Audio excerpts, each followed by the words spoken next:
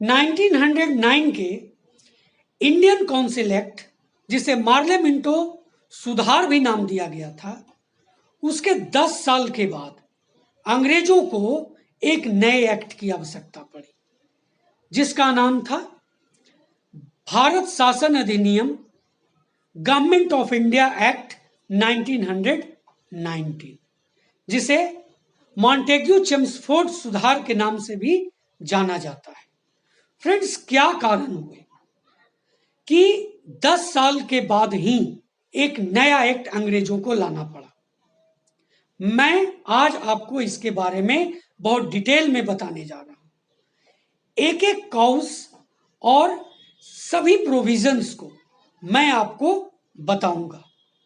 इसके पहले वाले वीडियो में 1773 के रेगुलेटिंग एक्ट से लेकर के 1909 के इंडियन काउंसिल एक्ट तक की चर्चा की है मैंने। अगर आप इन वीडियोस को नहीं देखे हैं तो मेरे चैनल को सब्सक्राइब कर लें और बेल आइकन को दबा दें, ताकि आने वाला भी वीडियो आपको तुरंत मिल सके, सबसे पहले मिल सके।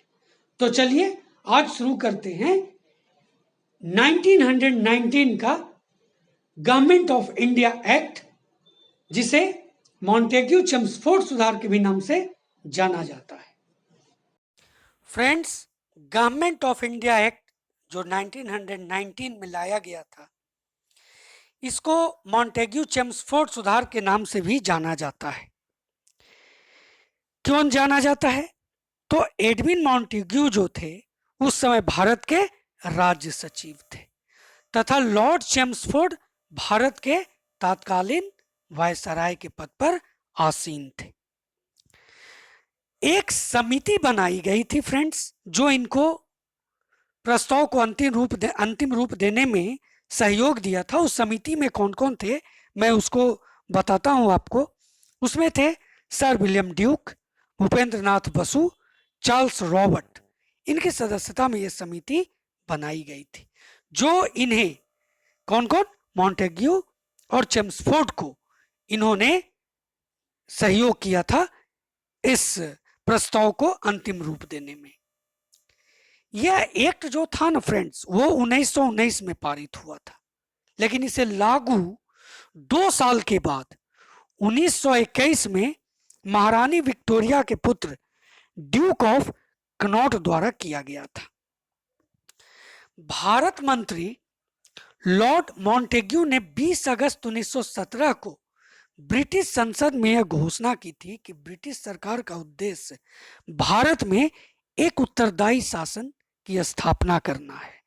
यानी अगर कहा जाए तो इस अधिनियम को एक उत्तरदायी शासन के रूप में पेश किया गया था।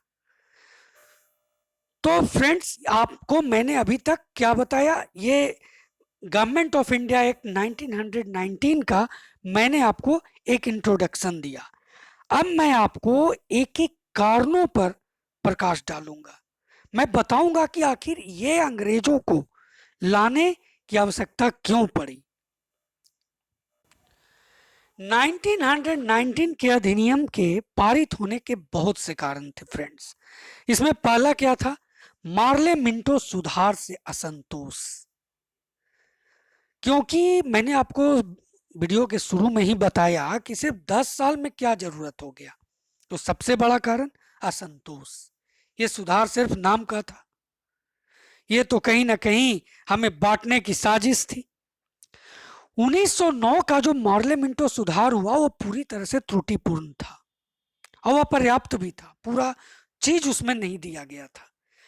उत्तरदायी शासन की जो स्थापना करने की दिशा में एक कदम कहा गया था, वो उसमें कोई संतोषजनक कार्य नहीं देखा गया था। निर्वाचन प्रथा को अपनाया गया था, किंतु उसका कोई व्यवहारिक महत्व नहीं था। काउंसिल को ना तो कानून निर्माण का अधिकार दिया गया और ना ही वित्त पर उनका अंकुश था। मैं बात कर रहा हूं 1909 के मार्ले मिंटो सुधार की। प्रांतीय और स्थानीय संस्थाओं पर केंद्र का नियंत्रण काफी दृढ़ था। इससे क्या हुआ था कि केंद्रीयकरण यानी सेंट्रलाइजेशन की प्रवृत्ति को बल मिला था। तो पहला कारण जो मार्ले मिंटो सुधार से असंतोष था, मैंने आपको क्लियर किया। दूसरा था सरकार की दमन नीति। सरकार की दमन नीति, देखिए, ये हमेशा अंग्रेज भारतीयों को कुचलना चाहते थे, जिसके फलस्वरूप क्या हुआ कि राष्ट्रवादी जो दल था वो बहुत उत्तेजित हो गया था, वो स्वशासन की मांग करने लगा था। सरकार ने विवश होकर जनता को गुमराह करने के लिए कुछ सुधारों की घोषणा कर दी थी। तो सरकार की दमन नीति एक ये भी कारण था। तीसरा कारण है भारतीयों की अन्य शिकायतें। तो भारतीयों की जो अन्य शिकायतें थी, शिकायतों का तो अंबार था। देखिए उसमें क्या था, 1907 में विकेंद्रीकरण आयोग और 1912 की लोक सेवा आयोग से बंधी आशाएं जो थी भारतीयों को, वो निराशा में बदलने लगी, क्योंकि ये जो विकेंद्रीकरण आयोग की स्वीकृति जो थी ना, वो अपर्याप्त थी, और लोक सेवा आयोग में भी शिथिलता थी। वो उस तरह का बहुत बेहतर काम भारतीयों के प्रति तो बिल्कुल नहीं कर रही थी। जाति भेद की नीति थी, सरकार ने अपना ली थी, जिससे क्षोभ और असंतोष फैल गया था। चौथा कारण मुसलमानों में ब्रिटिश सरकार के प्रति असंतोष। मुस्लिम अलीगढ़ विश्वविद्यालय को लेकर ब्रिटिश सरकार से उनका झगड़ा चल रहा था। इसके अतिरिक्त टर्की का सुल्तान, जो कि संसार के मुसलमानों का खलीफा था, उसके प्रति इंग्लैंड की विदेश नीति अच्छी नहीं थी। जब इटली ने टर्की से इथोपिया ले लिया, तब ब्रिटिश सरकार ने उनका साथ नहीं दिया। इसलिए भारतीय मुसलमानों ने अंग्रेजों के विरोध में कांग्रेस का साथ दिया और मुस्लिम लीग तथा कांग्रेस के बीच लखनऊ समझौता हुआ।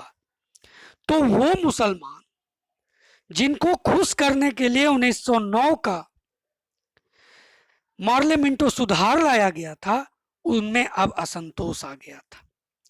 गांधी जी का भारतीय राजनीति में प्रवेश तो कहिए कि भारतीयों के लिए एक मुर्दे में प्राण जैसा था। इनके 1915 में भारत आगमन के बाद अंग्रेज इनके सफलता को, जो अफ्रीका में इन्होंने सफलता प्राप्त की थी, उससे और इनकी कार्य प्रणाली से बहुत ही घबराई हुई थी। और अंग्रेजी सरकार ने भारतीयों में जो व्याप्त प्रबल राष्ट्रीय भावना जो देखी गांधी जी के आने के बाद, उससे घबराकर 1919 का अधिनियम पारित किया। कांग्रेस केंद्रीय व्यवस्थापिका सभा के सदस्यों द्वारा ज्ञापन पत्र, देखिए इसने सरकार को एक ज्ञापन देकर कुछ सुझाव प्रस्तुत किए थे। इस ज्ञापन ने भी ब्रिटिश सरकार के दृष्टिकोण में परिवर्तन किया था। मतलब इसमें यह बताया गया था कि आपने क्या गलतियां की हैं और क्या करके आप अपने सरकार को, अपने शासन प्रणाली को बेहतर कर सकते हैं।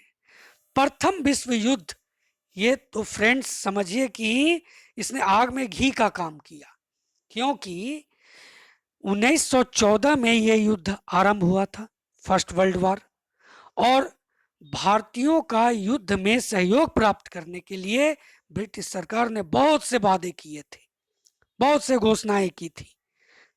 भारतीयों ने भी अपनी उदारता दिखाई थी और ब्रिटिश सरकार को युद्ध में भरपूर सहयोग दिया था।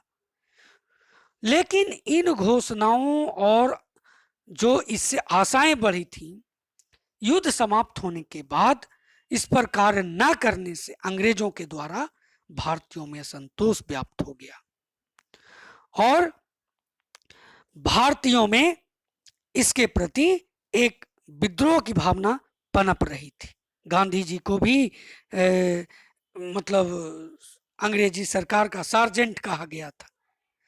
भारतीयों ने एनी बेसेंट और तिलक के नेतृत्व में होम रूल आंदोलन चलाया, पर अंग्रेजों ने इसे दबा दिया। तो एक बहुत बड़ा कारण ये भी हुआ था। समाचार पत्र व साहित्य की कहा तो आप जानते हैं फोर्थ स्टेट कहा जाता है। और कलम की ताकत तलवार से कहीं अधिक होती है। समाचार पत्र और साहित्यों ने भारतीय जनमानस में एक गजब का जान फूका था। उनके अंदर राष्ट्रीय भावना जागृत की थी। उनको बताया था देश के बाहर क्या हो रहा है, देश में क्या हो रहा है, क्या आपके पक्ष में कार्य हो रहा है, क्या आपके विपक्ष में कार्य हो रहा है। इससे भारतीयों में जन जागरण पैदा हुआ। तो समाचार पत्र और साहित्य ने एक बहुत बड़ी भूमिका पैदा की थी। अब मैं आपको इसके प्रावधानों को एक एक कर बताता हूं। तो भारत शासन अधिनियम 1919 के प्रावधान क्या थे? देखिए, प्रांतों में हस्तांतरित विषयों पर भारत सचिव का नियंत्रण कम हो गया था, जो पहले अधिक था, लेकिन केंद्रीय नियंत्रण बना हुआ था, सेंट्रल कंट्रोल बना हुआ था। भारतीय कार्य की देखभाल के लिए एक नया अधिकारी, भारतीय उच्चायुक्त कमिश्नर की नियुक्ति किया गया। इसे भारतीय राजकोष से वेतन देने की व्यवस्था की गई। भारतीय राजकोष से, इंग्लैंड से इसको वेतन नहीं मिलता था, भारतीय राजकोष से इसको वेतन देने की व्यवस्था की गई। गवर्नर जनरल की कार्यकारिणी में 8 सदस्यों में से 3 भारतीय नियुक्त किए गए। और इन्हें क्या क्या डिपार्टमेंट दिया गया?